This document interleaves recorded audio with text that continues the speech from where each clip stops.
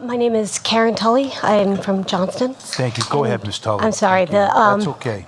I got here at 3 o'clock, and I would have been first on the list, but I have no idea what I'm doing.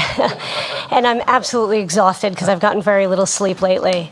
I just wanted to quickly say, listening that you're not necessarily taking anyone's life because they absolutely have to make the decision. It's not even possible with this law for someone else to make it. And with the dogs, this has been a really hard year for me because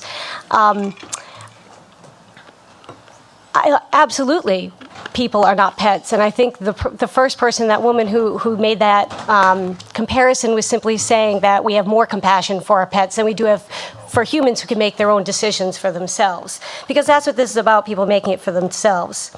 So my mom has pancreatic cancer, and she's had it for the last 3 years.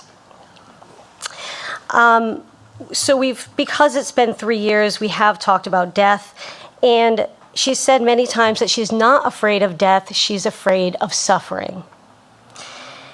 And honestly, I don't know whether or not, and she said to me, I don't know in the end whether or not I would have used this law, but it would have been comforting to know that I could have. It would have given her peace to know she has a choice. 2 weeks ago, she went into the hospital, and now she's at the hospice center up the street. About 4 days into her hospital stay was the first time that she just broke down crying and looked at me and said, I just want to die, which is very, very hard hearing your mother say that. And since then, she has periodically started crying throughout the time she's been in hospice. And it's not just physical torture, but mental torture as well. And I think it's wonderful that people have hope. And I think everyone has a right to have hope. But maybe someone's hope is someone else's torture, which is why I personally didn't even understand why anyone would oppose a law that affects only other people. Because if the law is passed, it doesn't affect the people opposed to it at all. The people who have hope can still have hope, but it allows other people to not be forced to suffer if they have different beliefs. It gives them a choice over their own lives. No one else has that choice.